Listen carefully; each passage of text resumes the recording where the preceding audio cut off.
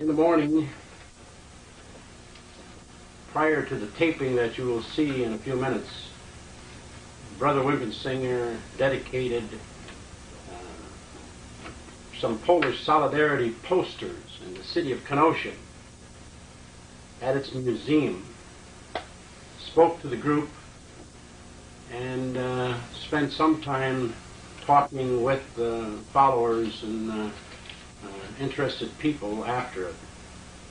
From there, Brother Winpisinger proceeded to Racine, which is a neighboring city to Kenosha, to be the main speaker at a function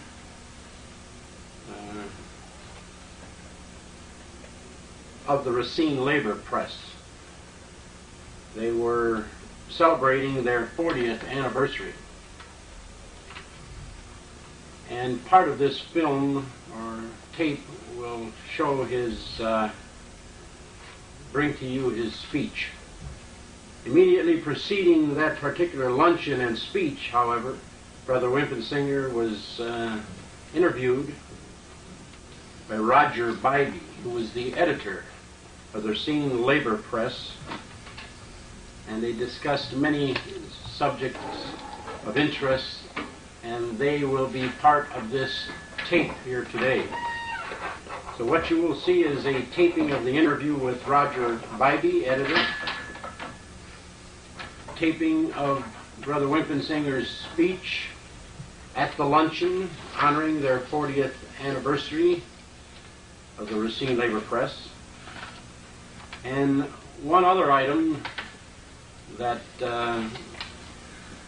Brother Winpisinger was not a part of, but I am sure will be very interested in, and that is the taping of Senator Kennedy speaking at a luncheon for the Democratic Party, in which Senator Kennedy was the keynote speaker here in Milwaukee.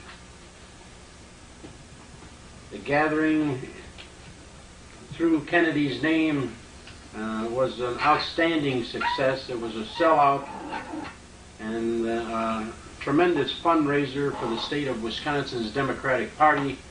And as I said, Senator Kennedy's speech was very well presented, and I'm sure Brother Winpisinger, as anybody else who sees this, will enjoy Senator Kennedy's speech.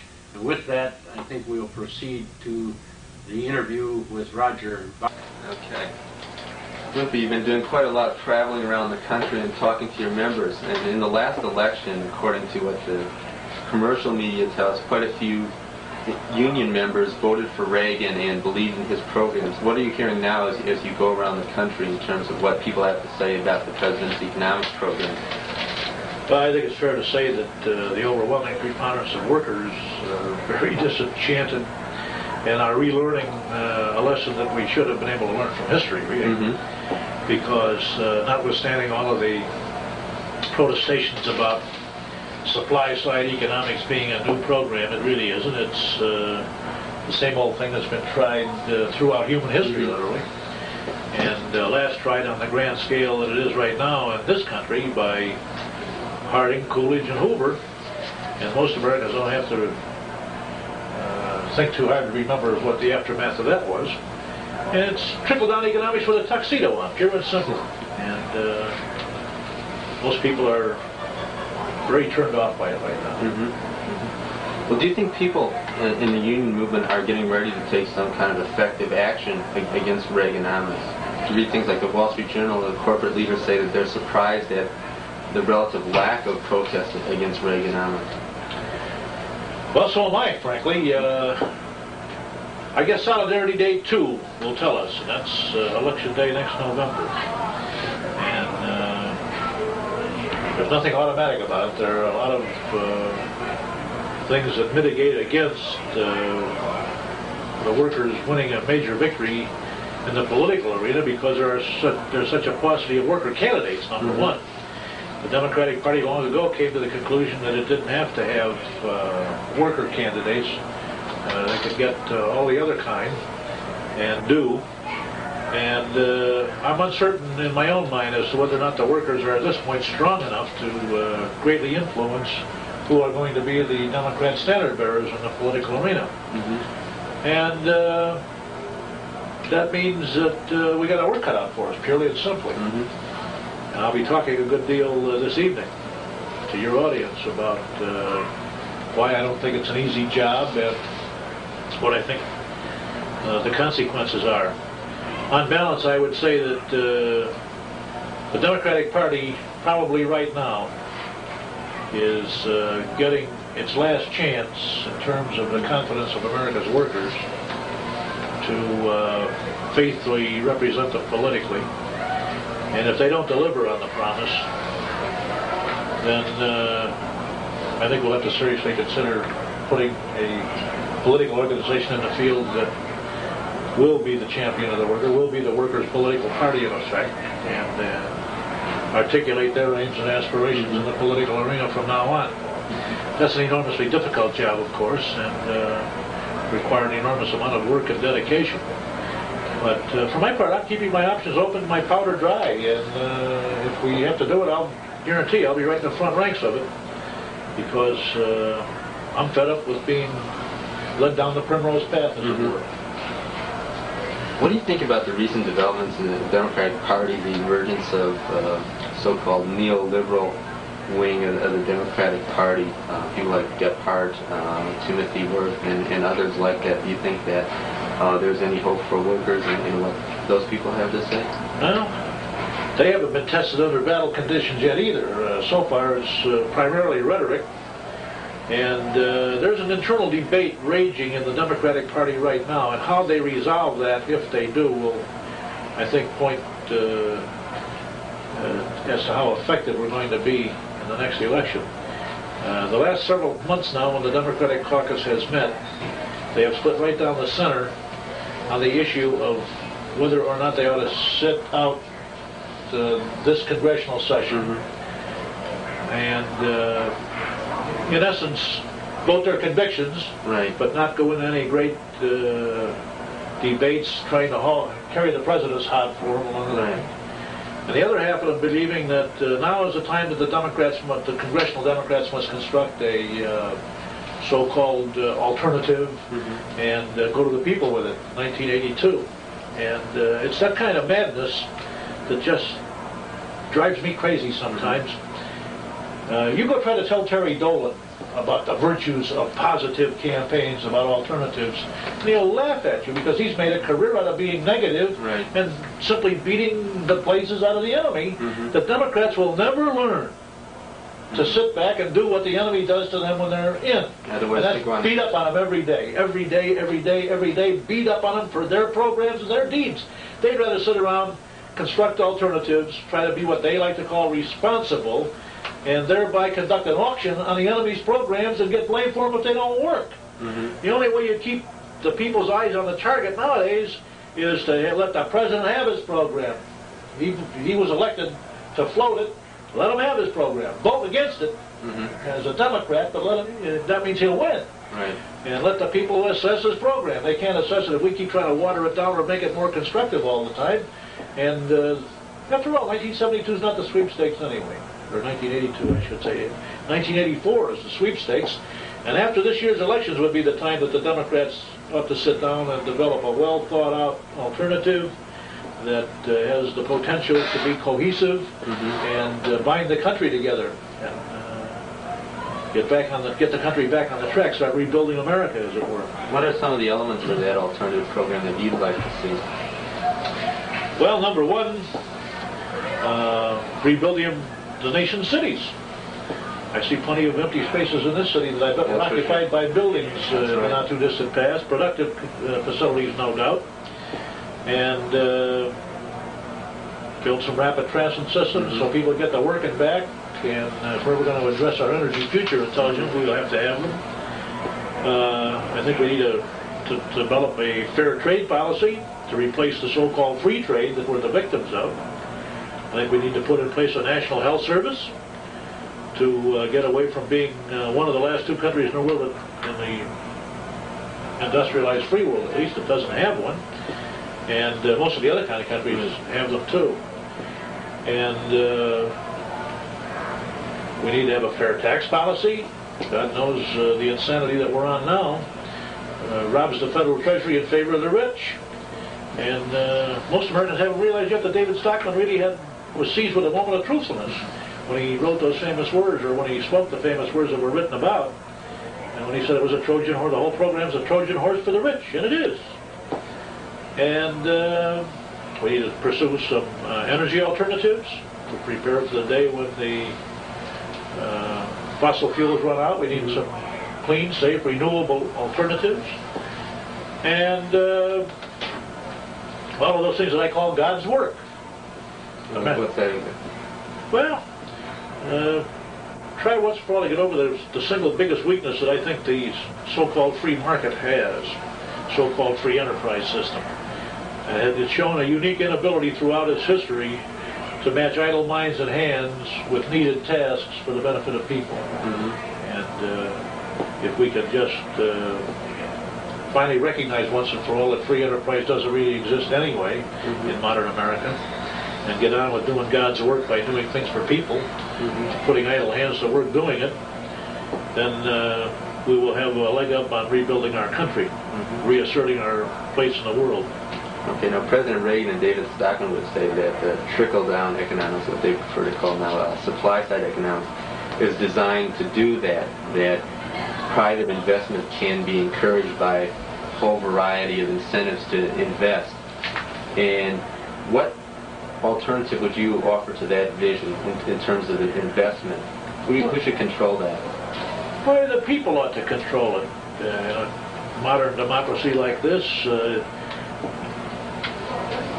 it to me is unacceptable that we characterize ourselves all over the globe as the great bastion of democracy in the world, when the only manifestation of that democracy is to go to the polls every year or two or four and vote for politicians who have a nasty habit of being owned by capital consistently, and say that that's a democracy. You don't have democracy unless you have some democratic control over the resources of your society, the manner in which they'll be used, what they'll be used to produce, and at what rate, and everything else. So you got to have some worker democracy in terms of life in the workplace, life in the community. Otherwise, you don't have democracy, period. Right. You have kind of an economic fascism with the way Mr. Reagan's going at it. And in addition to that, and I think far more importantly at this particular stage of our development, is the fact that as long as the fastest track around for investments is money, no one's going to invest in anything else. And Mr. Reagan's program is falling squarely on its face, because who's going to go out and build houses or factories or solar energy systems or anything else for a 12% return when you can buy a piece of Mr. Reagan's deficit and get a guaranteed 16, 18, sometimes 20% for it? And that doesn't add one single job to the economy. And those employers that are, the rare ones that are investing in technology, which is kind of in tune with Mr. Reagan's theory, and they are very, very minimal in number, are investing in labor-saving devices, which simply put more people out of work and accelerate the unemployment and further deteriorate the posture of the workers. And the ones that aren't doing that, or one of those two, are out indulging in corporate cannibalism as they merge and eat up and otherwise create larger combinations of capital, which increases their hegemony over the pricing structure, which doesn't add one single job or one new factory to the whole domestic scene. So nothing gets better. Everything continues to get worse. And Mr. Reagan will never figure out, I guess it's too fundamental for him to figure out, that when you only are using some 72 to 75% of the facilities you already have to produce, that no one's going to be investing in building any new ones. And let alone those that want to chase cheap labor all over the globe, take the jobs abroad. So the whole thing is based on a false premise. And the things that capital really ought to be doing in the country are the things that capital historically has not. And obviously our president hasn't read Thomas Jefferson, because at the very dawning of this republic, it was not an unspoken thing that the public ought to look out for itself in a lot of ways, because Mr. Jefferson said, I can't quote him exactly, But the essence of what he said was, any task that is either too difficult or too expensive for the private capital to undertake is a legitimate target for a compassionate government. Hence, the government builds large dams, like the Tennessee Valley, and completely electrifies a whole region of the country, which is now the #1 competitor for northern jobs. Just open it up to tremendous development. The whole southwest and the whole northwest were opened up to development. Millions of acres irrigated by the construction of huge dams by the government, owned by the people, and sell the power they produce to the private distributors. And all of those success stories of people ownership of things seem to get obscured because when the Democrats are the party in power, the Republicans just beat up on them every day, down with government ownership of anything because it's all a failure, it's all a waste. And Mr. Reagan is investing all of the public resources in the one thing that is guaranteed and been demonstrated over and over again to be the biggest waster of the public treasury, and that's the Department of Defense, where they literally pour it down a rat hole. But he finds that perfectly all right. He campaigned incessantly on the notion that you can't solve problems by throwing money at them. Comes into office and proceeds to throw money at the Pentagon like it's going out of style, in return for which we're getting God knows what. Pitifully little of anything. Certainly not more security. For every dollar he spends, we get less security. But you've been one of the, probably the most outspoken labor leader on questions of national defense and security and foreign policy. What's been the response of your membership to your outspoken views on this? Well, it was debated at our last convention and became part of the body of policy by which we run our organization. I don't, you get an isolated voice here or there that articulates some concern, but when you sit down with that voice and point out what the ball game is and what the rules are and what the result is, you generally get comprehension and agreement. Yeah, you've been really outspoken against defense spending, but you have a lot of your members in the defense industry, in the aerospace industry. How do they respond to what you say about the defense spending? Well, it often, I think, is incorrectly characterized in the first instance. First of all, I have watched throughout my life in our union the tremendous peaks and valleys, the roller coaster existence of people who work in the defense establishment. It's feast and famine, feast and famine. And long ago, the contractors developed a technique when negotiating with DOD or the Pentagon to write into their contracts benefits for any eventuality other than the completion of the contract, for any premature wind down, cancellation, stretch out, or any other aberration. They got benefits as though they had in fact built the stuff and got their profits guaranteed. But the Pentagon never saw fit to take care of the workers that were similarly affected and afflicted, and refused, when we tried to get it from them in recent years, refused to do any more than talk about potentially getting some of the same kind of benefits for the nation's defense workers. And as often as not, I've watched the defense industries go out and compete for these workers, almost as though they were a military organization. Come and serve your country, and all kinds of incentives. Come and work for us, help save your country. And the minute the mood of the Congress changes or the world situation changes and it's no longer a high priority, then they get laid off and right to the end of the unemployment compensation line, which in this country means you also suffer the contempt of all of your contemporaries and your fellow citizens look down their nose at you because you're unemployed. And in America, that's the most unvirtuous or least virtuous thing you can be. And having seen all of that, I decided that the only way we could really give our members any modicum of protection at all, worth the name of being a trade union, was to try to develop a solution for that and go about getting it in place so that when the next round might come, it would be in a position to be implemented. Hence, I'm a proponent of economic conversion as the only sensible way to use the skills and the aptitudes of those who have served their country in defense industries to keep them employed in peacetime. What sorts of industries would those be? What would you convert to? Well, it could be almost anything. And that's the whole purpose of the program, is to get in place now the planning mechanism at the local level, where you have representatives of political life, representatives of industry, representatives of local government, representatives of the unions, all serving with federally issued planning grants to sit down and decide and plan what they might be able to do if the local air base is wiped out, or if the local defense plant employing 5,000 people building rockets is suddenly wiped out. What can we go in there and build with the existing skills, plant, equipment, and so on, and have them all in place so that if it happens, there's not a moment's delay. You simply implement the plan that is already in place.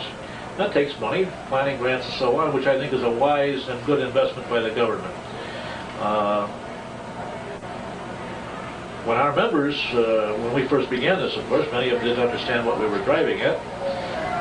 But when you sit down with them and they say, "You're against my job," and you're really not, because if the one question that brings it into sharp focus in their minds immediately is to say, "Okay, you've got a job today building F-15s, and you feel very good about it, very secure, you're highly skilled, you get good benefits under your union contract, and you don't want anything to disturb that. But what would you do if, by some accident, all the heads of state in the world got together in some world capital and had a 5-day meeting, as a result of which everybody said, well, we're going to declare peace once and for all, slash their wrists, and sign a declaration of peace in blood?"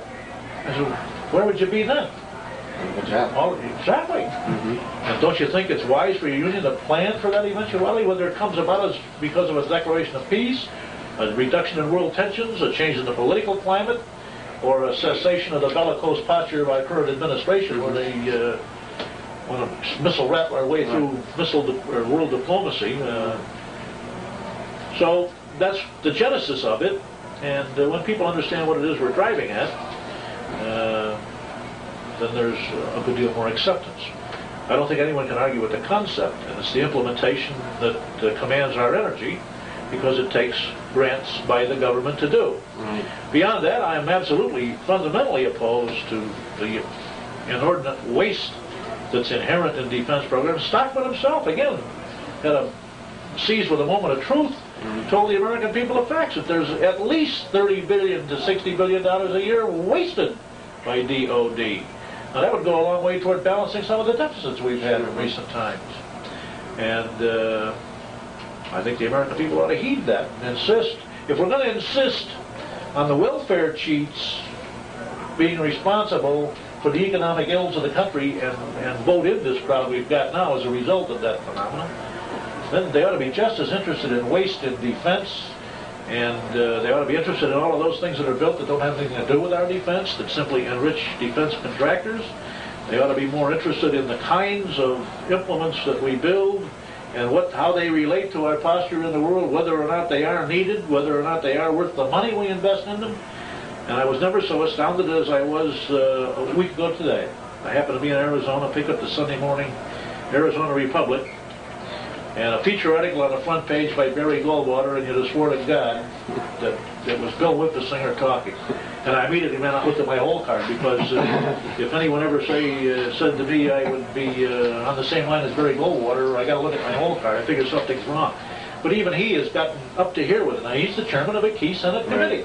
And he said, I can't even stop it. I can't even get to the bottom of it as chairman of that committee. Now that's a startling revelation. It's something the American worker better start paying attention to. The Eisenhower warning is as valid today as it was when he made it. In fact, a lot more valid, because the military-industrial complex does have far too much of a hold on the kind of lives that we as American workers are going to be able to live. And it's a jungle. Here's the president who wants to arm the country in order to intimidate others into sitting down with us, when the others already volunteer they want to sit down with us. But he can't extort the deal he wants, apparently, given the current balance. And so he wants to unbalance the equation in our favor to try to extort the agreement he wants. Well, I have news for him. I've negotiated a few contracts in my life, and it's never going to work. No one will capitulate to that. So he's going to take $1.6 trillion of our money in the next 5 years to try to bring about that result. And I would just tell American workers everywhere that that has a clear potential to bankrupt our nation. particularly since the generals came in a while back after looking at the Reagan blueprint and coming up with an arms budget to take care of all of the things he told them that they had to prepare for, and told the Congress that, sorry, 1.6 trillion isn't going to get it, that it's going to cost, for the missions we've been charged with, another $750 billion in the next 5 years. So now we're talking about just about 1 year's GNP in the next 5 going to armaments. And if the American people think you can take a whole year's activity of the total economy of our country out of circulation that way, and that we'll be the kind of country when that's over that we were when it started, is just badly mistaken. We're going to be a seriously weakened country, if not one that's in terrible danger. Because economic fascism is just as bad as fascism of any other kind. And that's exactly what we'd be heading for. I'm not sure we're not going to get it anyway, given the economic program itself. But this is madness. Here we sit with a clear, acknowledged lead in the number of deliverable and targetable, and with a far greater degree of accuracy, nuclear warheads.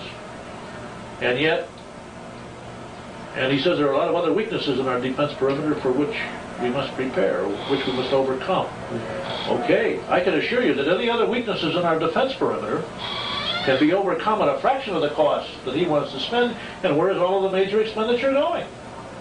It's going into the construction of a first strike capability with missile stuff. The very thing that this country has renounced since the day that the bomb was dropped on Nagasaki. We've renounced any desire to have a first strike capability. He's out there building it right now under our very noses, and I hear no outcry at all.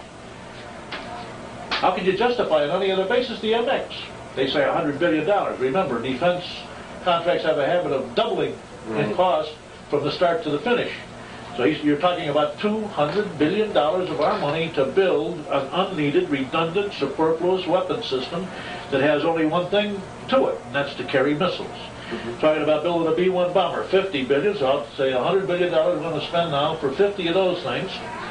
And it's the first time in history that a successor aircraft has been on the drawing boards, and we know what it's going to be before you start building its predecessor.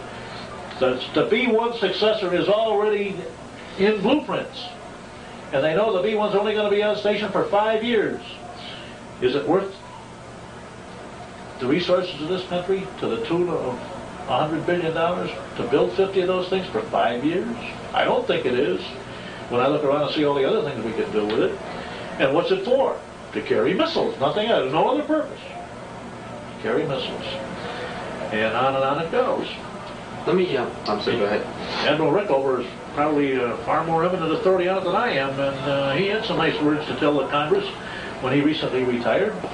And I solidly agree with him. And here we are, workers being castigated literally every day of our lives because of the low productivity of the country, they allege. And everyone fingers the worker when they say that, nobody else. It's the worker that's lazy. It's not management. You know, the worker doesn't decide what we're going to build. Management does. Doesn't decide how you're going to build it. Management does. What you're going to use to build it. Management decides. Management decides everything about it, and the worker gets the blame if it doesn't roll up the line fast enough. That's right. And that's the first anomaly that we have to live with.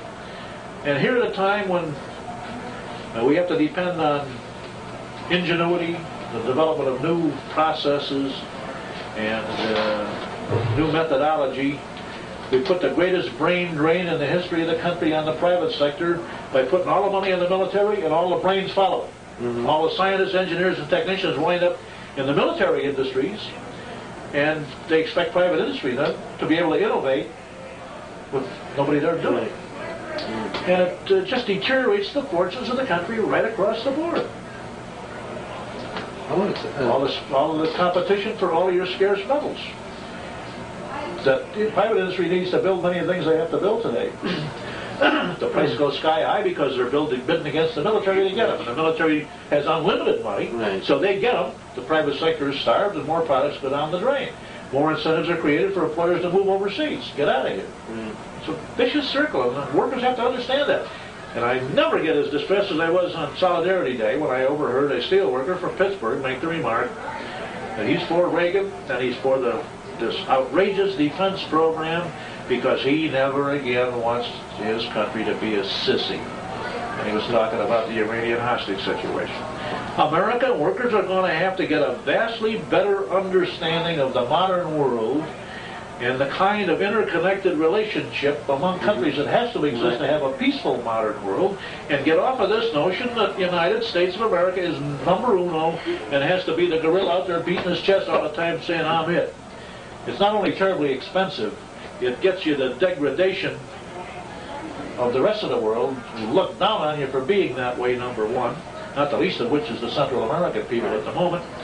And even worse than that, it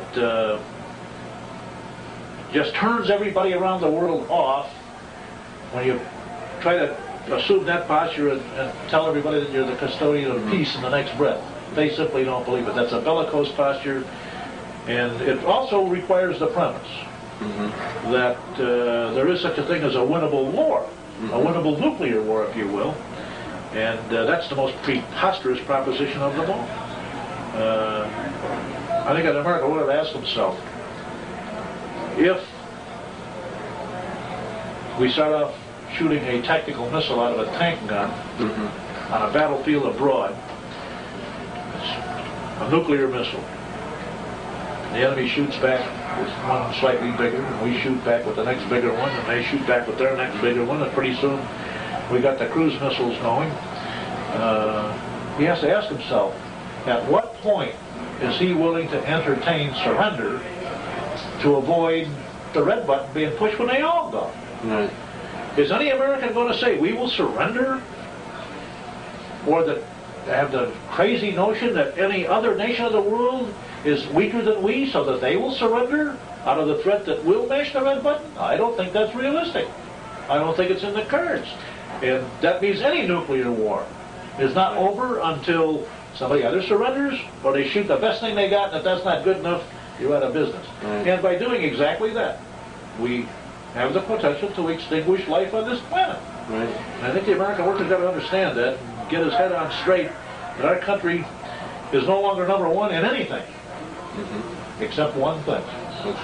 We have the highest average rate of unemployment in the world, the industrialized free world over the last 20 years, being rivaled only by Canada. We in Canada are right there in the front of the pack. On everything else, we're no longer number one.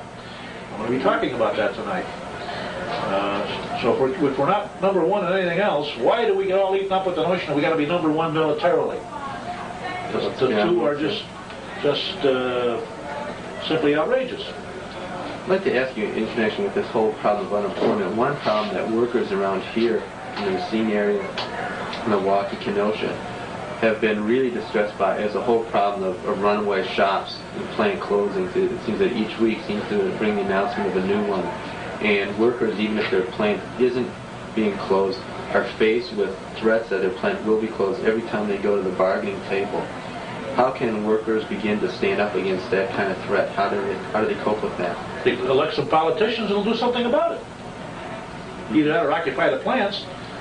But that won't be as effective a technique in this day and age as it once was, because all of the plants that are the most viable now are not in areas where workers have the notion they ought to occupy them. Right. And where workers have the notion they ought to are the places where the employer would turn them over to you. Say, stay there forever, don't want them. Move anyway. You give them the encouragement and the excuse to move. The solution must be political. And it must be out of a realization by American workers that we don't have any kind of freedom or democracy at all unless we have the freedom and the democratic ability to stop that nonsense once it's all right in its tracks. In our own self-interest and for the welfare of our country. And for the welfare of the social infrastructure that we like to call the United States of America. And until workers realize that and get to the polls and stop worrying about the single issue things, when is a worker ever going to learn that a politician uses single issues to get their minds off the nagging, aggravating, real painful things they have to live with every day of their life? Being without a job, being without enough to eat, paying too much rent, can't buy a house because interest rates are too high. All the things that happen to you on the job, where you're not safe and it's not healthful. And when those eat on workers. Right. But the politicians have always used the single issues to get workers' minds off of that and distract them when he goes to vote. So up comes guns and abortion and all of the new rights stuff. A whole range of issues that gets him all excited and gets his attention riveted on that.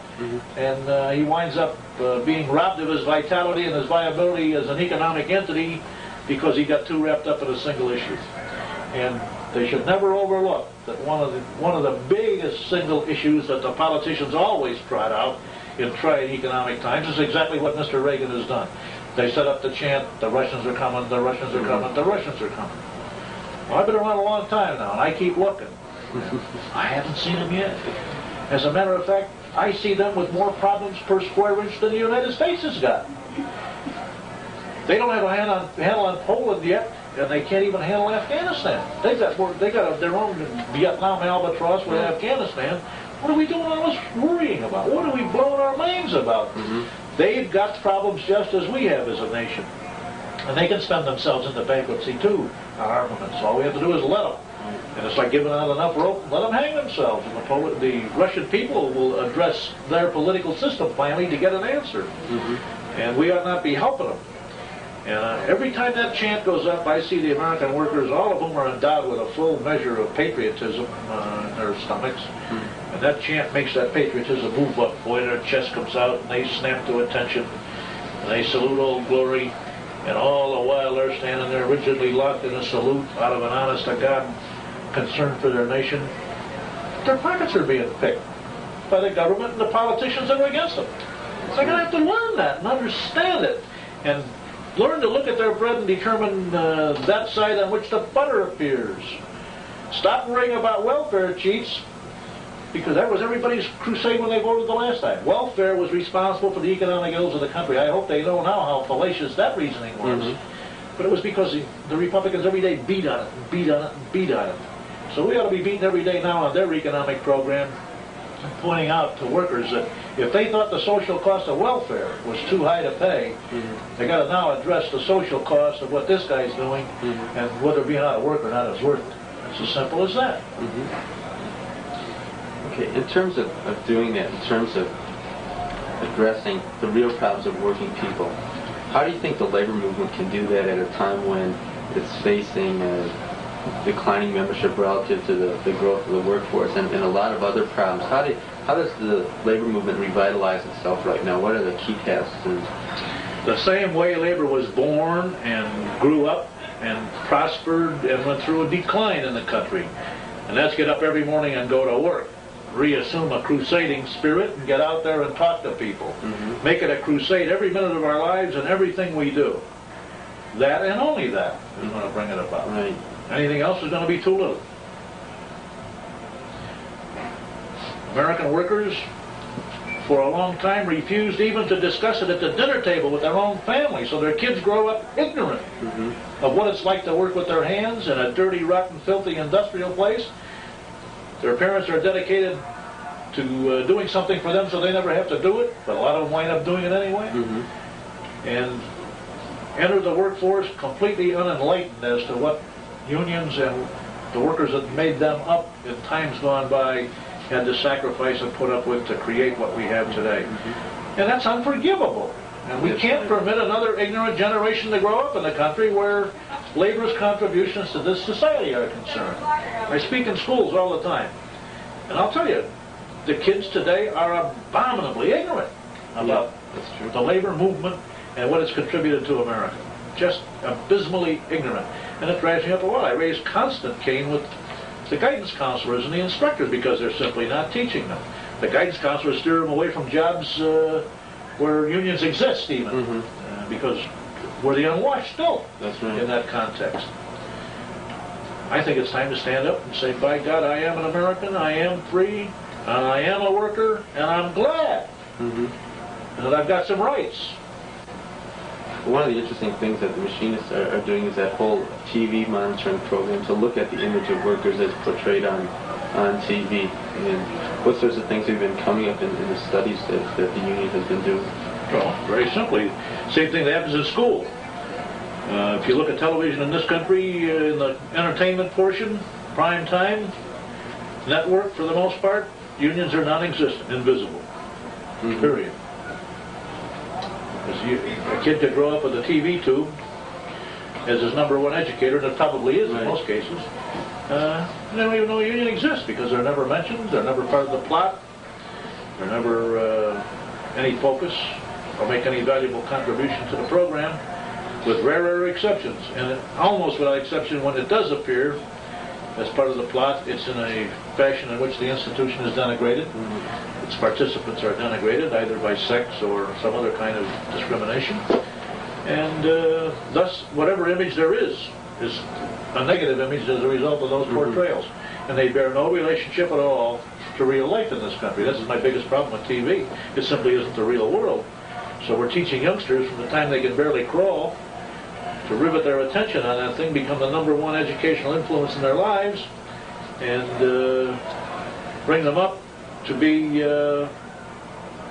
victims of a fantasy existence. All of a sudden be disenchanted when I get out in the world and find out it really isn't that way.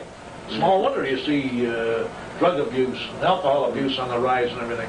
Those are some of the reasons why. The fantasy land doesn't exist, and it's a crushing experience for them when they find that out. Yeah, I guess I'd like to ask you just one more last question. That is, I think it's been really interesting that the machinists have been focusing so much on the use of media, and now, as I understand it, machinists are using a series of fireside chats by yourself to get the word out to the membership. Where did that idea come from? Well, out of the less than fertile brain that belongs to me.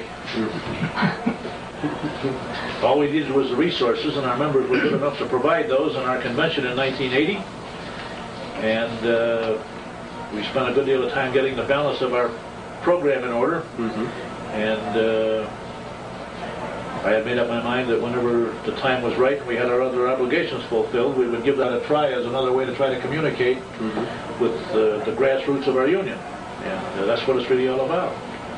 I think they need to know where we are and why we do the things we do, why we advocate the things we do, try to create better understanding of union programs and how they redound to the long-range benefit of workers generally, not just members of our union. Hopefully create some organizing opportunities in the process too. Well, that about winds up my question. Why this evening, but it is really a great pleasure for me to introduce to you your main speaker of the evening, the great president of a truly great international union, the president of the International Association of Machinists and Aerospace Workers, Brother Bill Winpisinger.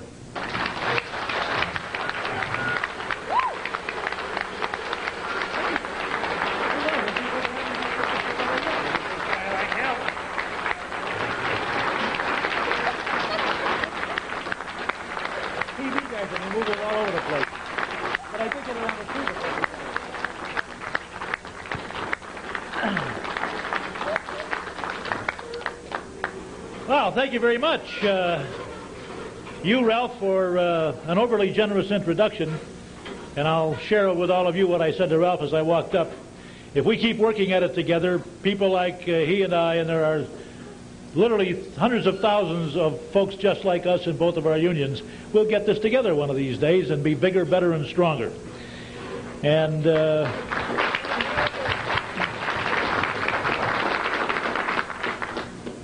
thanks to all of you for exceedingly warm welcome, which I deeply appreciate.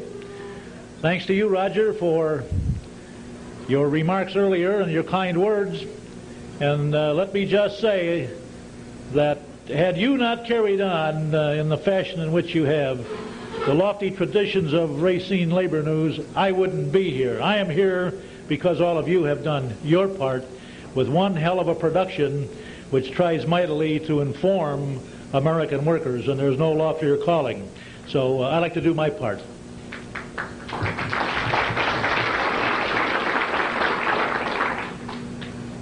I guess it would be inappropriate in any gathering of any kind in these days where we're talking about workers' newspapers, the fortunes of workers, the kind of news they have to print, that we didn't focus in on what workers' problems really are. And God knows we've got plenty of them today. And I've got a fact sheet down here in this podium in front of me which in a very literal way does the total number on the President of the United States and his phony program, which he consistently tries to blame on politicians that preceded him in the lofty office of the presidency. Well, don't ever forget that when this man was sworn in, the unemployment rate that Jimmy Carter left for him was 7 4/10%, and not one body higher. That contrasts very markedly to the major accomplishment that he's made in the past year, setting a new post-war record, and the gap constantly narrowing between where we are and the records that were set back at the time Racine Labor News was founded. And I think it's an outrage that that's the bleak landscape that we have to survey today.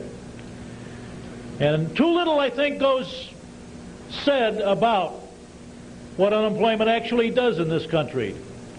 Everyone acknowledges that that means people are out of work, but there are subsistence level programs that keep body and soul together until you can find work, and a host of other indifferent excuses. And the attitude seems to prevail that when your next door neighbor's out of work, it's a recession. When you're out of work, it is a depression.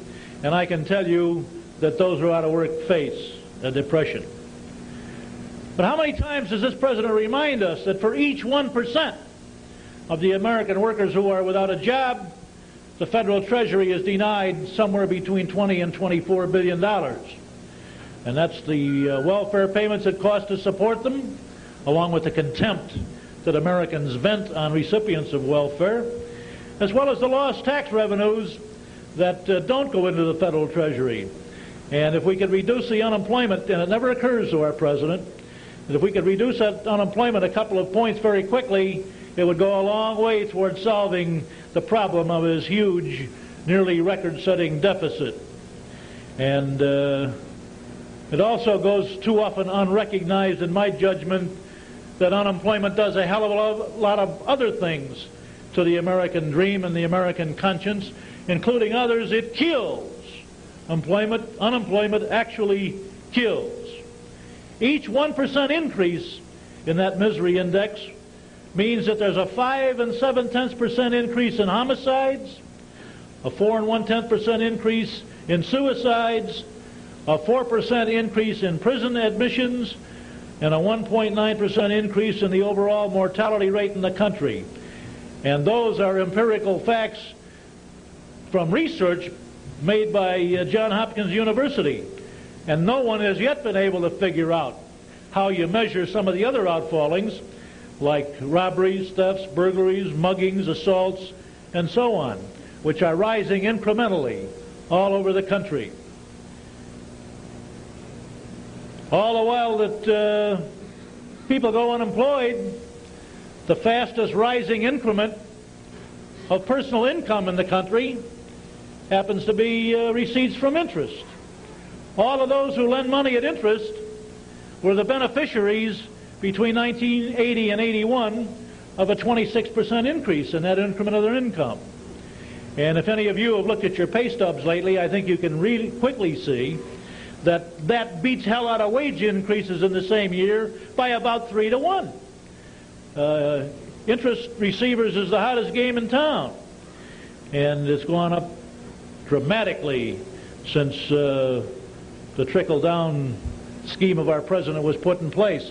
And let's don't forget that either. I'm sure the labor news of this community must have been printing back in its earliest days about the dangers of trickle-down economics in this country. And all of us who are a little older than that can remember vividly what happened the last time in this century that such a program was tried on the same magnitude that it is right now. And it was done by Hoover, Coolidge, and Harding. And we all know what happened as a result of it. We had the great crash of '29 and the resultant misery that followed. And that was without the military buildup. And there were 3 other gentlemen who come readily to my mind of this same century that practiced the same system with the military buildup, and they were respectively Tojo, Mussolini, and Hitler. And I think we would all agree, that each of them kept their respective date with destiny as well. So the misery abounds. Every index, and I'm thumbing through them right now, every index I see is an index that tells me that the misery index is rising. An administration that is attempting now to proudly point to the fact that inflation has moderated. Inflation is coming down. The program is beginning to work. Poppycock! This program has never worked in the course of human history, notwithstanding that it is the economic system that has been most in vogue throughout most of the world, throughout the history of mankind. It has never worked before, it is not working now, and it will never work in the future because it's an anti-people, anti-social economic program, and always has the habit of fingering the most defenseless and the smallest people in the society for whatever is wrong. We hear much about worker productivity. I am inundated with the evils of lazy workers until it runs out my very ears. The only hope there is for the country is for workers to produce more. The word workers isn't used very often, but when the finger comes out, it's always pointed at the workers. I don't hear anyone castigating management because they're inefficient or that their license to mismanage is law in this country. It's the workers that have to produce more, they tell us. And all the while that's going on, they're bum-wrapping auto workers while they work under some of the most tremendous disadvantages and handicaps. They're bum-wrapping workers in a lot of other industries in this country who are, in a literal sense, working their fannies off in the interests of themselves and their country. And all the while we're hearing that, I can tell you that unit labor costs in the United States since 1973 and up through 1980 were rising at the second lowest rate in the entire world. And most of our competitors in the world's marketplaces had dramatically more rapidly rising unit labor costs. No one gives us any credit for that whatsoever. Stack on that the tax cut you all got. You know, if ever God put in power an administration that lives on mythology, it's this one. Think of the myths that have been perpetrated and almost brought off ever since Election Day a year and a half ago, approximately. First, the myth of the mandate. Every time you turn on a TV tube or open a newspaper for weeks on end, the crescendo of the mandate was there. Nurtured by the media, not the Racine labor press, I'm happy to say.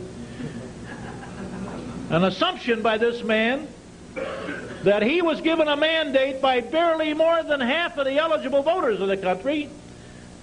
Barely half of those who went to vote. 52% of the eligibles went to vote, and he wound up being the beneficiary of 26 7/10% of the votes of all of those eligible. Claims a mandate to wreck America, to turn back 50 years of progress and reduce us to the least common denominator of the rest of the world. The next great myth, of course, was the budget cuts, budget cuts, budget cuts. Weeks on end, again, nurtured by the media. How many of you stopped to look and checked up and found out that the budget that they argued incessantly about for weeks on end was a budget $45 billion higher than the authorized spending levels of Jimmy Carter's last budget? And how in the hell can you translate that kind of a whopping increase into a cut? The truth was massive meat axe swipes out of the people's side of the budget and dollar-for-dollar transfers of the proceeds to the Pentagon and a $45 billion bonus tacked on top, and that's how it came out the way it was. And on the heels of that comes the next myth, the tax cuts, tax cuts, tax cuts. Well, I bet you a lot of you who are now settling up with Uncle Sugar, or will in the next couple of weeks, are finding out that you might have paid as high a percentage of your 1981 income in taxes as you did for 1980, and in some cases more. But if you made out a little bit, it means you were probably making over 20 grand a year in the first place. And just wait, because by the time the first of the year came around and the new taxes already mandated went into effect, you had a net loss. Not to mention that the new feudalism has not yet worked its way around the country, and all of the new state and local taxes that are going to have to be enacted to make up for the lost federal revenues is going to wind up knocking everybody squarely on their can when it comes to tax breaks. Unless you make as much money as I do. And you're going to be in great shape, believe me. And I'll just ask you if there's any sense of fairness or equity or justice about a program that gives someone like me, who has an absolutely fantastic standard of living, tax breaks between $25 and $40 on mine for every $1 the average member of the Machinists Union is going to get. That's the Reagan tax program. And the quicker we see through this from now on, the better off we're all going to be. And if you happen to make a couple of $100,000 a year, well, you're really in tall cotton, and it climbs incrementally from there. And somebody recently did a study that caught my notion here, and I think sums it up and puts it in perspective.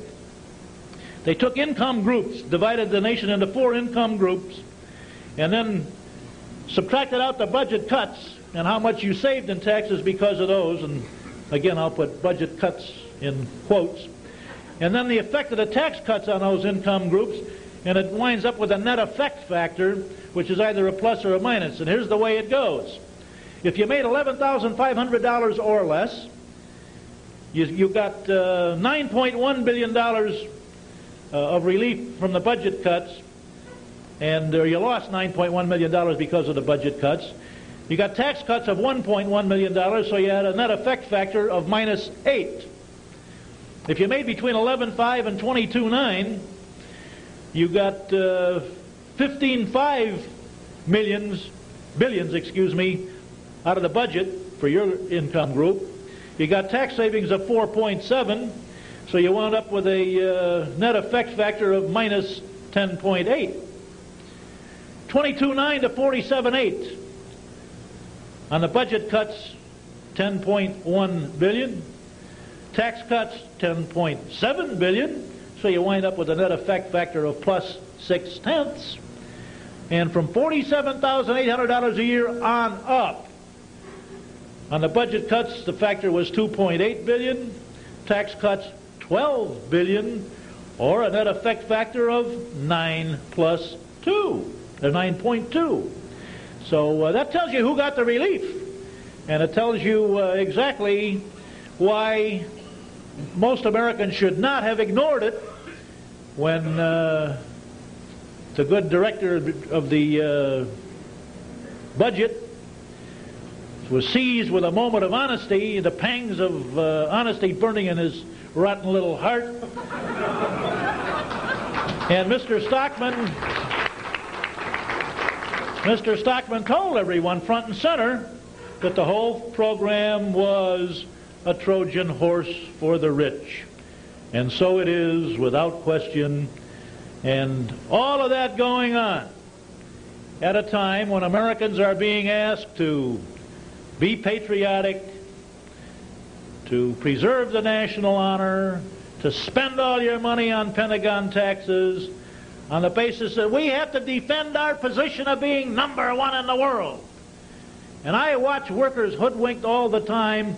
You know, the politicians, particularly the kind that live on the other side of the street, the kind that Reagan comes from, are experts. When you start feeling the nagging pains of something that's bothering the hell out of you every day of your life, like unemployment, inflation, tax rates, lousy boss, everything that's closing in on you every minute of your life, workplace filled with fumes, whatever it is, you're liable to react in a ballot box if you're permitted to live with that thought too long. So the politician always figures out some way, not the good ones, by the way, Les, but always got to find a way to get your mind off of those nagging, aggravating things that are with you 24 hours every day. So they invent a lot of neat, cute single issues. And they know that Americans really rise to the bait, and they don't care what it is. They'll come up with a single issue and stampede you, get your mind focused entirely on that, and make sure it happens just in time so you'll have it on your mind when you head for the voting booth, so that everything will be business as usual. And always when the misery index gets too high, well, you'll find them start that chant just like Reagan did. The Russians are coming, the Russians are coming, the Russians are coming. And, you know, I've been around a long time, and I keep looking. And by God, I haven't seen any of them yet, and that tune's been sung to me a number of times now.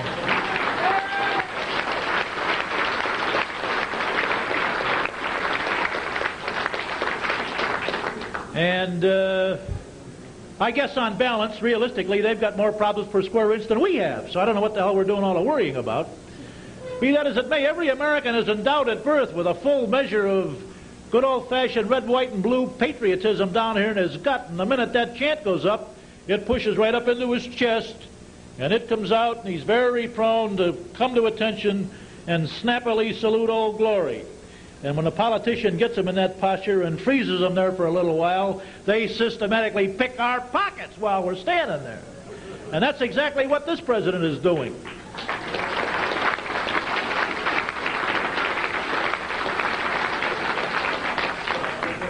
So inflation's down. We've replaced double-digit inflation with double-digit unemployment. The misery index stays high, and they claim victory. And don't let anybody kid you. The only reason the inflation index is down at all is because energy prices have moderated a little bit. And as soon as these Arabs get another restriction in the pipe, and they're working on it diligently, why, the prices will take off and inflation will go right back to where it was, and the misery index will be incrementally higher at that point. But we're asked to do all of this for good old number one. Well, let me tell you something. Among the industrialized nations of the world, and Japan, Western industrialized and Japan, we are first in a couple of things, only a couple any longer. We're first in military R&D and first in military spending, but we're fifth in civilian R&D. We're 10th in civilian government spending. We're 11th in economic growth, and we're 13th in annual real wage increases, and number 10 in wage levels around those countries, and we're damn near first in unemployment. That's the only thing that we're closing in on now. Only Canada among those countries has a higher average rate of unemployment over the past 20 years. And among those countries, every one of whom is a major trade competitor for the USA, what do we see? Without exception, they have a national health service, massive public housing programs, free public education, and some of them all the way through college. Above subsistence level Social Security and retirement systems, job training, retraining, and transfer rights, strict plant closing legislation, and what would you give for that here, huh? Right in this area.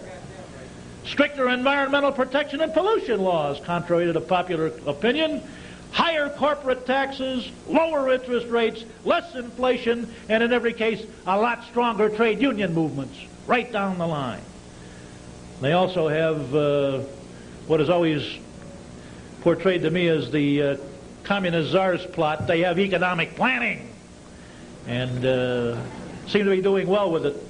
But we're the victims of the commissars if we try to do it.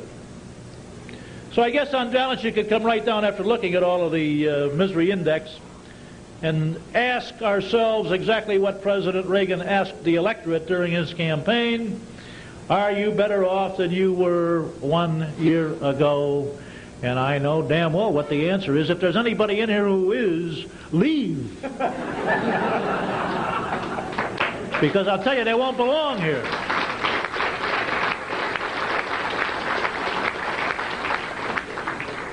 And I say that out of a lot of recent experience. Every time we get these chants about there's got to be more cooperation in the society and less adversarial relationship, I get invited to speak to all kinds of classy forums, and usually labor and management.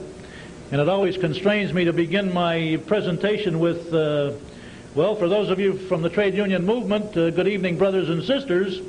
And those of you from anywhere else, good evening, masochists.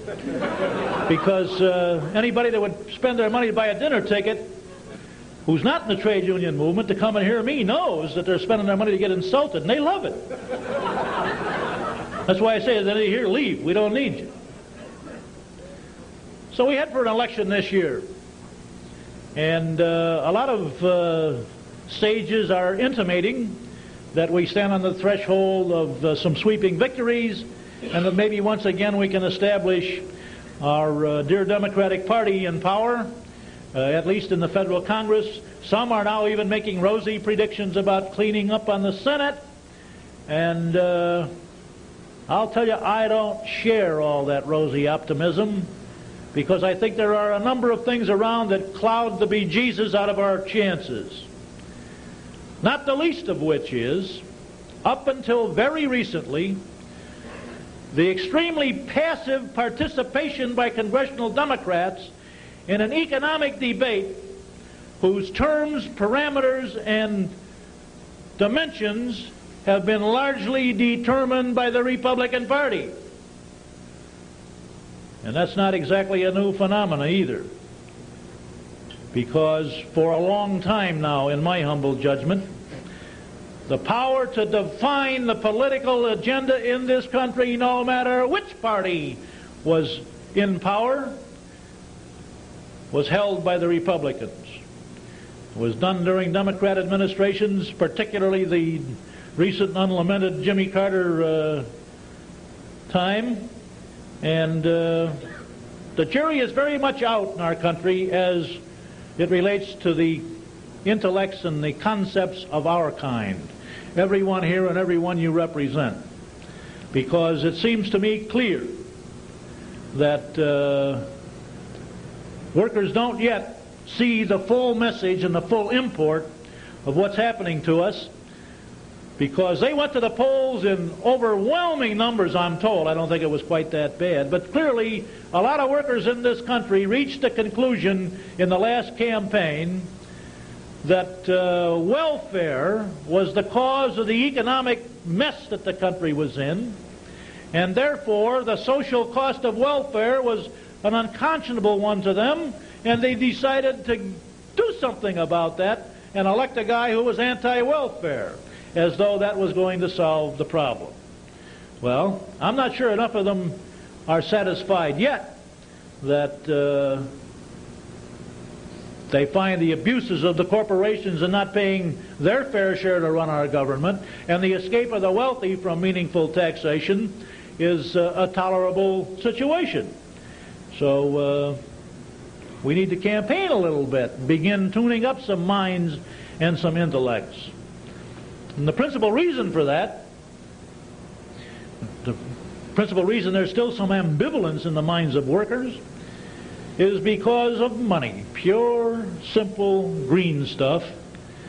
And I would tell you very quickly that in 1981, 3 organs of the Republican apparatus, the Senatorial Campaign Committee, Congressional Campaign Committee, and the Republican National Committee, raised $73 6/10 million. Off year. 1981 was a virtual nothing year on the political frontiers, and they raised that kind of money.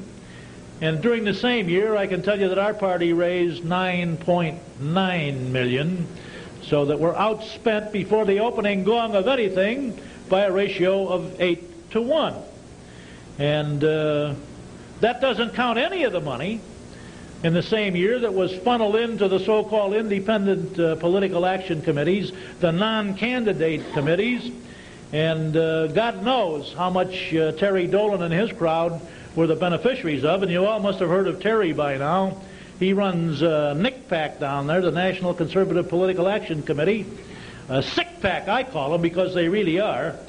And he's the sniggering little snot you see all the time, grinning into the television camera and taking that puny little finger of his and shaking it at the voters, and the President of the United States says, unless you get more conservative, we're going to get you in the next election. He's so cocksure that they got the answer. And he's viewed by the media to be totally responsible when he makes statements such as, we can lie through our teeth and the candidate that helps stays clean. Kind of a perversion of the election laws. Or another beauty, under the right circumstances, we could elect Mickey Mouse.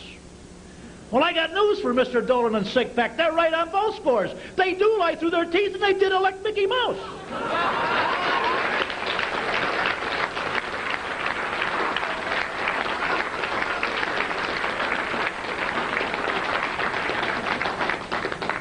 But what all that does, of course, is advance the cause of party discipline over on their side of the aisle, because everybody wants into the power structure. And the power structure is where the money is, and they don't have, consequently, the reckless breaking of ranks. They may be in for their first one right now, but so far they haven't done any breaking of ranks that so has traditionally characterized our party, and the money continues to polarize. And thank you. You see, as a result of all of that, what I think is the complete politicization of corporate America. You know, for years our bosses used to kind of balance their political contributions as between the two parties, because they never knew which one they're going to have to look in the eyeball when they needed something out of the political arena. So they divvied it up a little bit. But ever since Reagan's invasion of government with all of his myths, and the fact that he's managed to be successful up to now in their minds, they're loading it up for that party, which increases the acceleration of people over to the money and the power structure. And the corporations are dropping all their eggs in that basket to the exclusion of Democrats, and they do it with their PACs, which they like to tell us are consistent with the law, and they're responsive to what Congress intended when they passed the campaign practices legislation, and they say that they are voluntary. And I'll just ask you to think with me for 1 second and imagine you're the chairman of the board of General Motors, and you pass the word down the chain of command that you want a 5% of wage contribution from everybody in the corporation down to the level of working foreman, where union representation begins, and ask yourself how many are going to say, I won't do it. Ask how many can stand up to that kind of a request from the chairman of the board if they want any employment future with General Motors. You know as well as I do they're going to pony it up. And they pony it up under silent protest in their own conscience, and thus we're unable to jockey them into a position where we can once and all prove that it is an unconstitutional exercise. I'm chasing them. I've got 2 lawsuits in, and I'm looking for some more, and one of these days I'm going to get them.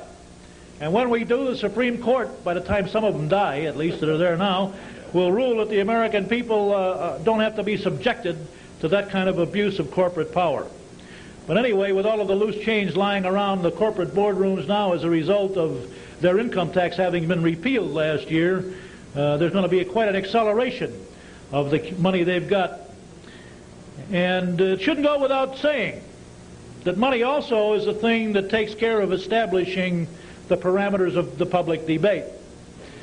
Because a lot of the money goes in to finance such worthwhile, great democratic institutions like the American Enterprise Institute and the Hoover Foundation and the Heritage Foundation and a host of others. And they grind out this unrelenting stream of white papers on every subject, large and small, and an incessant stream. And it goes to every newspaper editor, every TV station, every congressman, every senator, everybody in the White House gang. And they're inundated with it all the time. And every one of them is a right-wing position that comes out. And thus the debate takes off from those and gets out into the amphitheater of the public.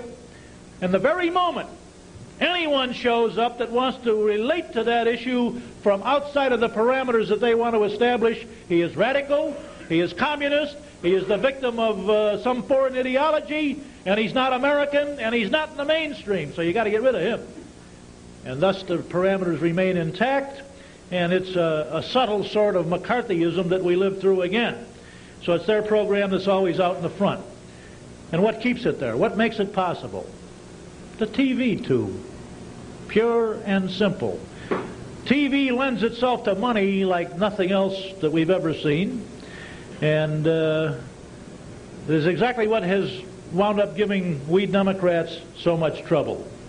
First of all, the very nature of the TV setup is antithetical to the campaign tactics that the Democratic Party has been using for years and years and years. Because ever since Franklin Roosevelt, the party stratagem has been to address various constituencies in our country as groups. For whatever reason they were grouped together, minorities, Jews, Christians, you name it, various ethnic background groups and so on. And to one you'd make one promise, to another you'd make another promise, often collision promises, by the way. But on election day, all of those together translated into an electoral majority, and you didn't have to worry too much about the bad promises you made, because by doing the other things correct, everybody benefited, and we were rolling along. Well, what do you find now? You find TV being the make you honest type of a medium that it is, or keep you honest, as it were. And you find the Republican message that can be packed into anywhere from 10-second spots on up to a full minute, a straight line shot that every American understands and is the kind of thing he wants to hear, and it communicates. Cut the budget. Defend the country. Spend for the military. Cut taxes. Get the government off of people's backs.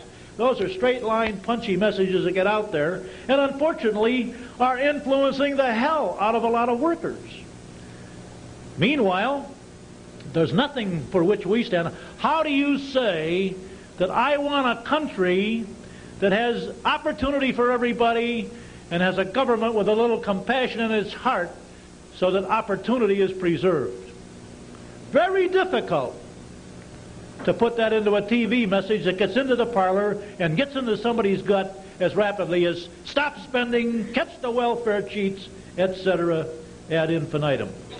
So we find ourselves, in terms of the TV wars, which is where the campaigns are these days, at a very definite disadvantage, kind of a zero-sum game for Democrats, and maybe worse. And by stark contrast, the Republicans are appealing with that garbage to the electorate, which is a lot of our people.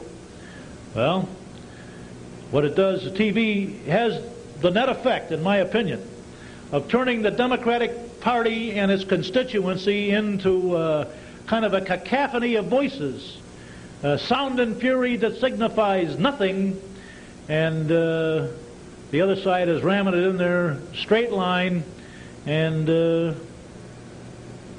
making inroads that would have been unthinkable a few years ago, and always shot at you in the soothing tones of a Walter Cronkite or a John Chancellor or a David Brinkley or somebody like that. And that very deeply prejudices the ability, I think, of the Democrats to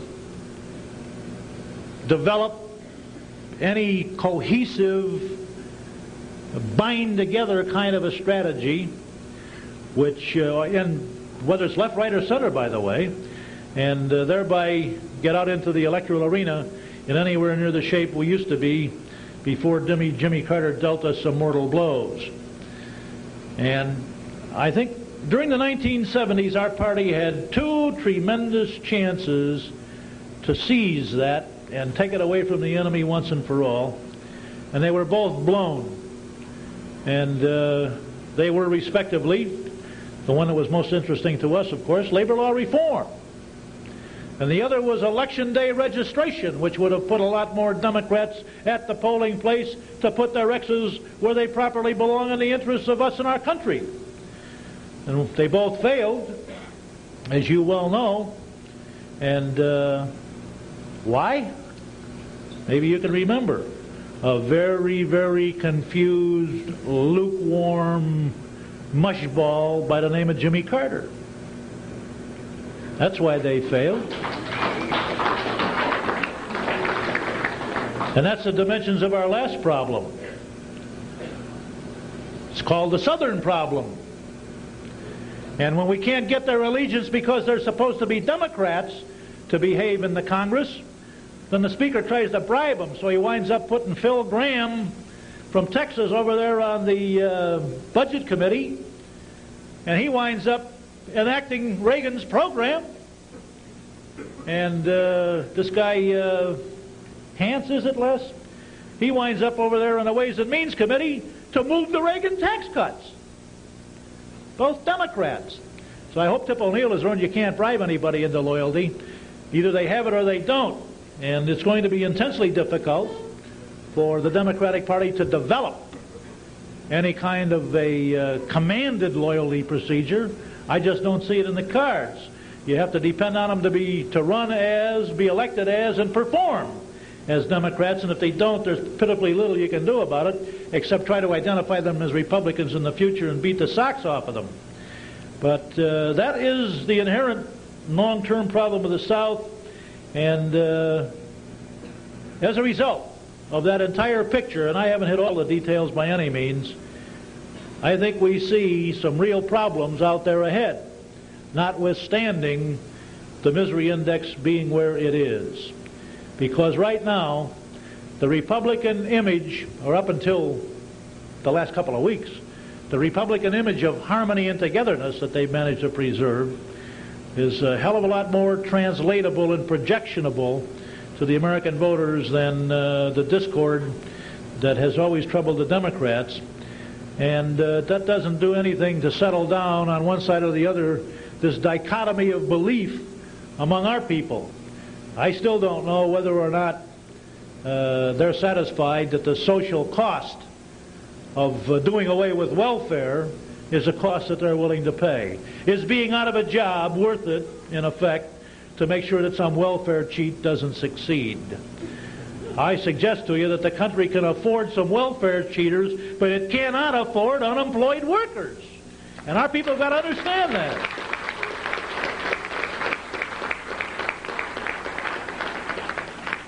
So, we head for the polls in '82, and barring some wild card popping up, like El Salvador, or a sudden turnabout in the economy, or further reduction in energy prices, or something the president can use. And remember, he's out shopping around now for a war, and he won't hesitate to use it to bail out their rotten hearts if that's what he has to do and he can find one. And he's out there shopping around. So, but barring the development of that kind of a wild card, this fall should be an interesting barometer as to whether or not the Democratic Party, as we've known it, supported it, lived with it, and want to continue to do, can stand up to the challenges that are out there. I'm going to suggest to you that in my mind the jury is out. I'll know better the day after Solidarity Day 2, which is Election Day this year, and we can then reassess our position. But I'm also here to tell you that the issues are now aggravating enough, cogent and pungent enough, that if the Democratic Party cannot stand up to that and cannot live up to their ancient mission, if they can't respond to that challenge and do it right, as we say, then I'll tell you, this is probably their last chance, and we're going to have to get out on the streets of this country with a workers' party, by God, that will articulate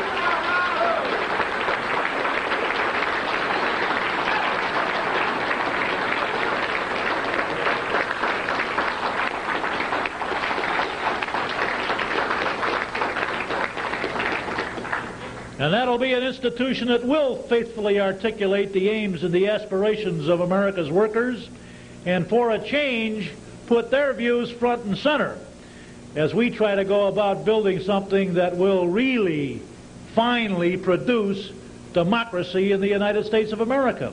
I don't think we can any longer sit back and rest on the notion that we are free and that we do have democratic rights if the only expression of that is to, once every 2 years or so, take that journey to the polls, put a bunch of X's or punch some cards or however you do it beside the names of some candidates and say, we have freedom, we have democracy.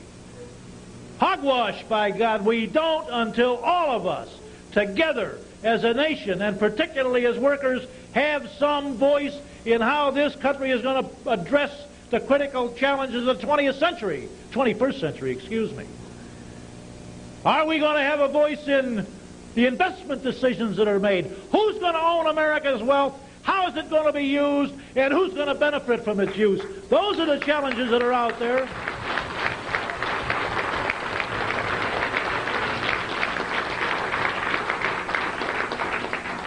And I hope from the bottom of my heart that the Democratic Party finds the capacity to respond to those gut issues before it's too late, and we don't have to go that long rebuilding route. But if they don't, you can mark my words, it will be done. We'll be on the streets, and I'll damn well guarantee you that the Machinists Union will be right in the forefront of it and accompanied by a lot of other people who are similarly interested.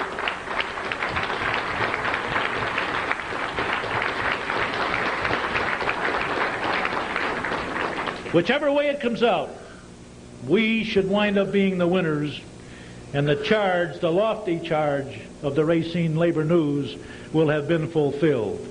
Up until then, we've got our work cut out for us. Register, vote, keep your powder dry and your options open. Godspeed and good luck.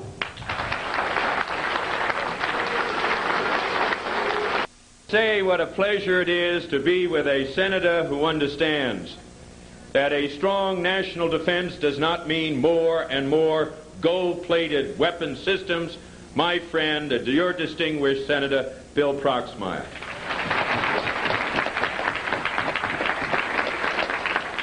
And you will re-elect the congressman who has served the people of the 4th District with distinction over 3 decades, the chairman of the House Foreign Affairs Committee, Clem Zablocki. And Clem, as Henry pointed out, we had a great rally in your district down in Serb Hall, and who knows, someday I may have another one. And you will elect 2 of the most capable and courageous representatives in the Congress, Bob Kastenmeier and Les Aspin.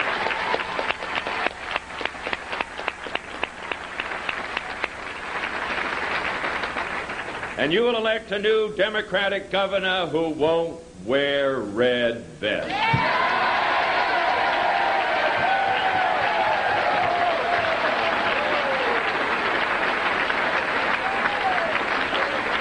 And who won't have a state budget that's running in the red. By the way, will the next Democratic governor of Wisconsin please stand up?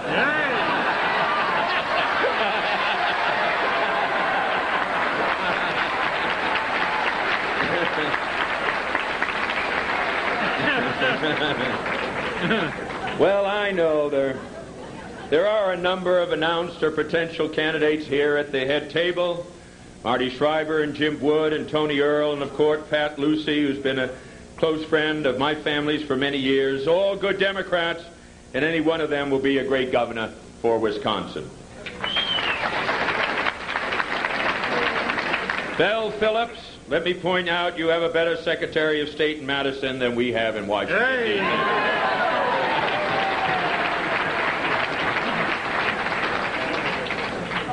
In November, we will see a Democratic tide across Wisconsin for state and for national office.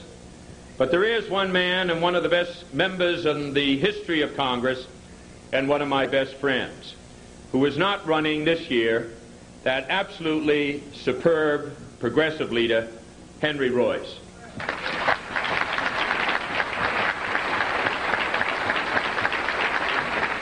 By the way, Henry, give me a copy of that economic program after this. Henry Royce has fought for the interest of the common people of his district and the country.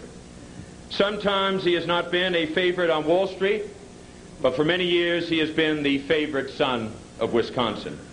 He stood with me in our 1980 campaign, and in the reactionary winter of 1981, he continued to stand for full employment, fair interest rates, and for a tax system that should not rob the middle class and the poor in order to reward the rich. As chairman of the Joint Economic Committee, he has been in the forefront of the struggle for compassion and for decency, for economic and social justice. And I'm so proud that Henry Royce has co-sponsored the Kennedy-Hatfield resolution to put a mutual, verifiable freeze on Soviet-American nuclear arsenals.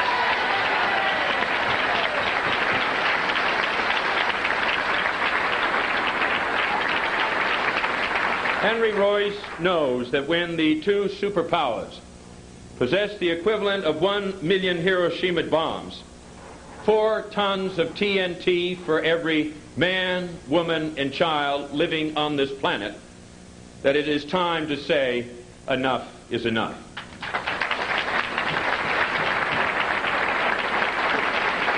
So we shall miss Henry Royce in Congress, but we shall never abandon the principles and the people that he has served so brilliantly. As Shakespeare once wrote, so we say of Henry Royce, there is much care and valor in this man.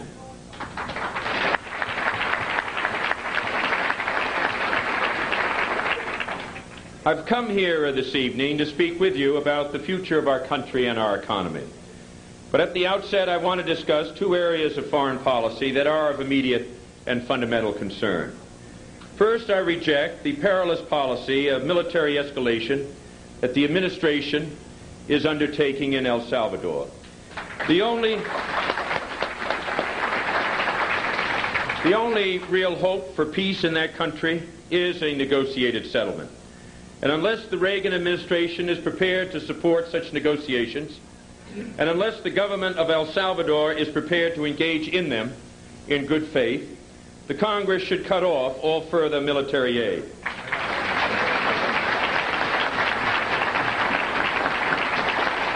We must make clear to the administration that peace in El Salvador can come only through a ceasefire and negotiation, and not through the phantom pursuit of an unattainable military victory. And we must look beyond the crisis in El Salvador, the central challenge in Central America. There and around the world, human misery and the loss of human rights can become the breeding ground of subversion and conflict. This administration is wrong to support right-wing dictatorships and regimes of economic exploitation. Rather, we must have a vision and offer a voice of hope and opportunity. And we dare not cede that to our adversary. For the promise of freedom is our heritage, not theirs.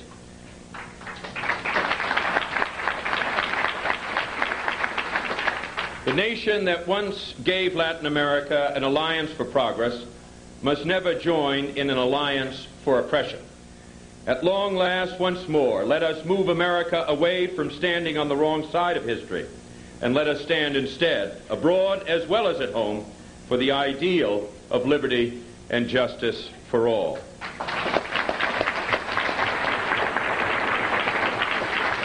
The second foreign policy issue I want to mention reaches across every party line and every geographic boundary in America. It is the issue that matters most of all to all humanity, the prevention of nuclear war. Last month in the Senate, with Mark Hatfield of Oregon, I introduced a resolution to stop the march toward nuclear annihilation. Our nuclear freeze and reduction resolution now has the support of more than 180 members of Congress. On Wednesday night, we all heard the response of the Reagan administration.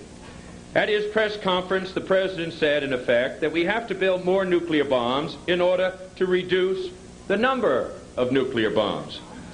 The administration obviously understands this issue about as well as it understands economics.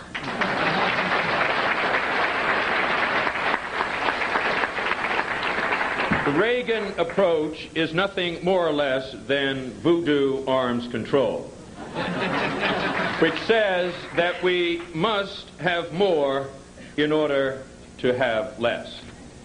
The president claims that we are behind the Soviets, but he offers no reason to believe that. We have 9,000 strategic warheads, they have 7,000. In the event of a Soviet first strike, which almost certainly would fail, the United States would still have 3,500 warheads to retaliate. And that is enough to make the Soviet rubble bounce from Moscow to Vladivostok. A single submarine can deliver more explosive power than all the bombs dropped on Germany during World War II. No one in authority, including President Reagan, would trade our deterrent for the Soviet forces. This nation is fully capable of defending itself. And if the administration thinks that we can now build more while the Soviets will do nothing, then it is dangerously naive about the Russians.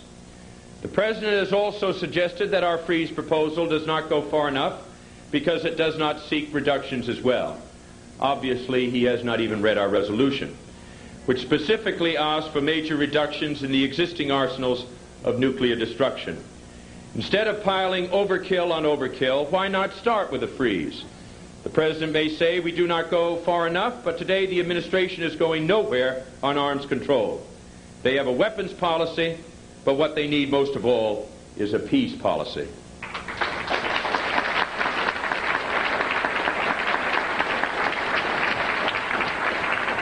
The administration and the Soviets are steadily taking us down a path into darkness.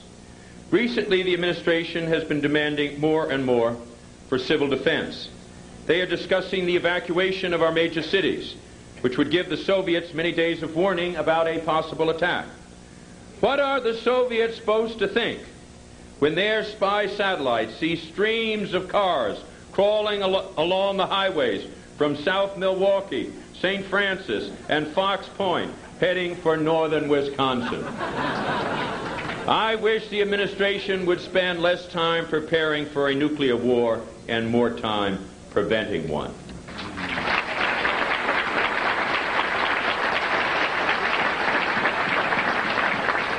As an American, I believe in a national defense second to none, sufficient to deter any attack from any adversary.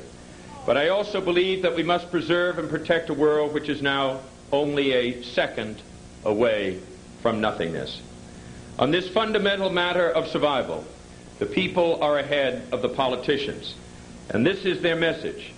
Before another 1 billion tons of missiles are buried in silos in the ground, let us take the first essential step back from the nuclear brink.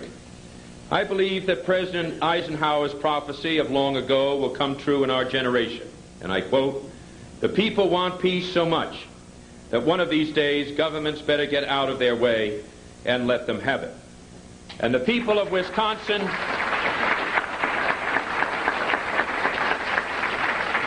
will have an opportunity to express themselves as the result of the action of the legislature in the past several hours that have put that resolution on the ballot for the people of this state to speak. And I urge them all to speak clearly and forcefully and send a powerful message.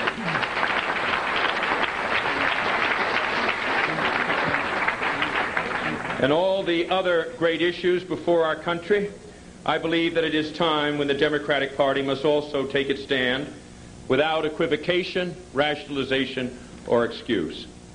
A year ago, we were advised to lower our sights and trim our sails. We were told it was old-fashioned to speak for the poor, to fight for labor, to oppose discrimination, or to work for tax justice. But events since then have reaffirmed a vital truth. The last thing this nation needs is two Republican parties.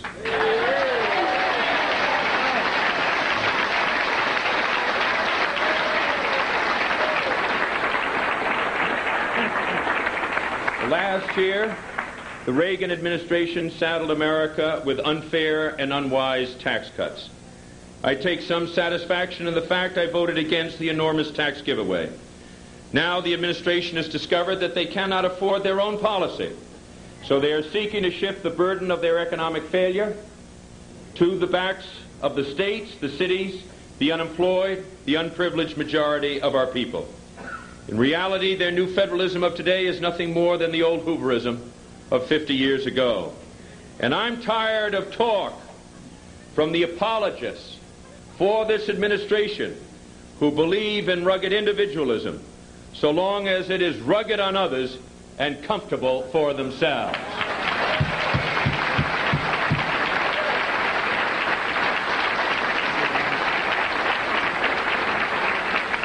The President said this week, and I quote, "There's going to be an upturn." And that is what he has been saying for 15 long and painful months. It is the modern equivalent of the promise that prosperity is just around the corner. The President may claim that we have bottomed out, but today, as Henry Royce pointed out, we learned that unemployment has gone up to a record level of 9%, a rate that comes straight out of the Great Depression. Indeed, I think Ronald Reagan deserves an Academy Award for his leading role in giving us the highest unemployment, the highest interest rates, and the highest federal deficits in history.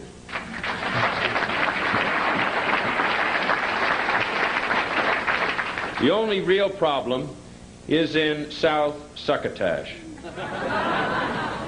But this country and this state have hundreds of South Succotashes, where there is already a second Great Depression. It grips families and places in Wisconsin that I have visited many times. It afflicts the auto industry and auto workers of Kenosha and Janesville, where unemployment has reached 18%. It has shattered the security of farmers and small businesses, from Franksville to the potato-growing areas around Plover.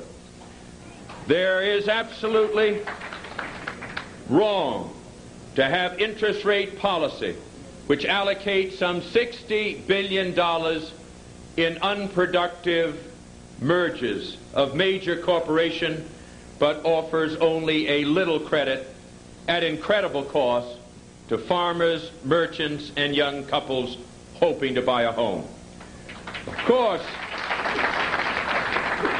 course, President Reagan does claim that he cares about the afflicted and the poor, and you know there is one piece of evidence for that. Ronald Reagan must love poor people because he is creating so many more of them.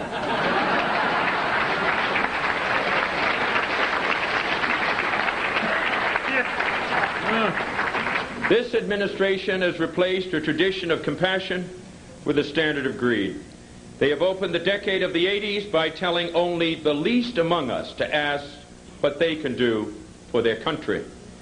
In the face of this threat, we must try to lead in the 80s, as the Democratic Party has succeeded in leading here in Wisconsin over the years with courage and conviction.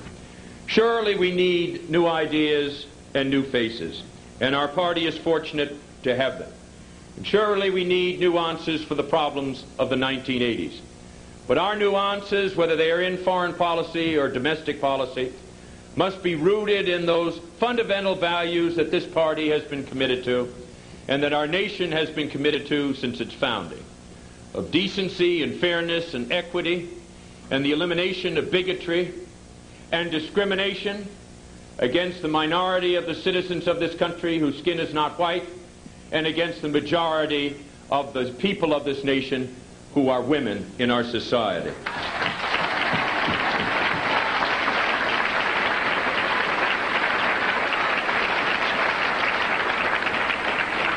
And I reject the cliche which holds that Democrats do not have alternatives to our present disastrous course. We must reverse, yes, we must reverse the Reagan policy of tax cuts for the wealthy and budget cuts for the rest of America. We must repeal the third year of an incredible tax windfall which gives virtually nothing to the middle class. Strengthen our national defense, but do it without impaling the economy on wasteful weapon systems like the MX, the B-1, and the nuclear aircraft carrier. We can and must restrain inflation without relying on soaring interest rates and fashion a workable anti-inflation program, what other nations call an incomes policy, one that is fair to both labor and business because it truly achieves mutual price and wage restraint. Recession and high interest rates are the Reagan administration's only answer to inflation, but I say to you, recession and high interest rates have never been, and not now, and never will be, our answer to inflation.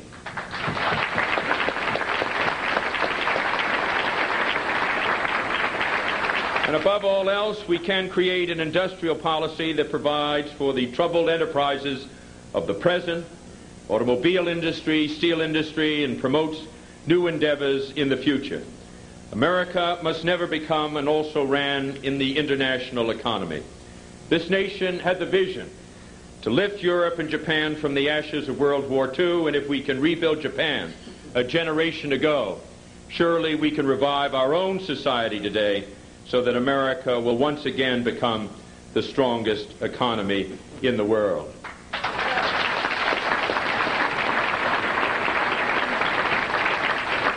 Finally, I reject tactics that seek to set the Sun Belt against the Frost Belt, the cities against the countryside, labor against business, black and brown against white, American against American. We are not ready to see our country become a collection of narrow and contending interests. One nation united solely in geography, divided against itself with liberty and justice only for some. I believe that Democrats will meet and master new realities, because that has always been our mission in the life of this land.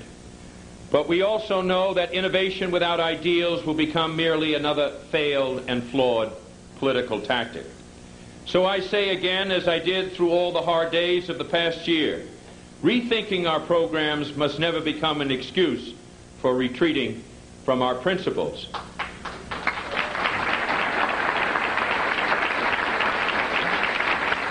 You know and I know that no fight worth waging was ever won by quietly surrendering to the forces of reaction.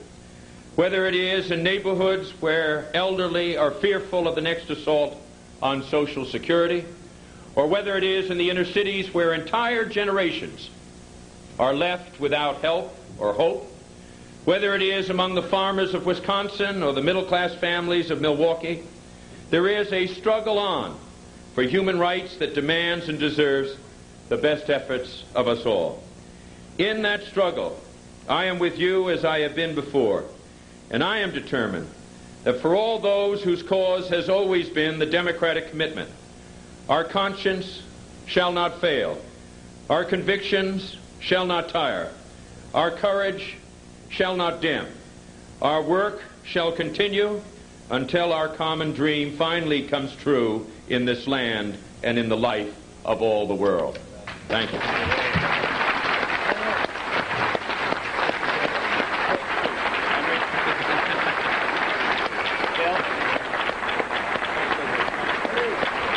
luck to you. God bless you.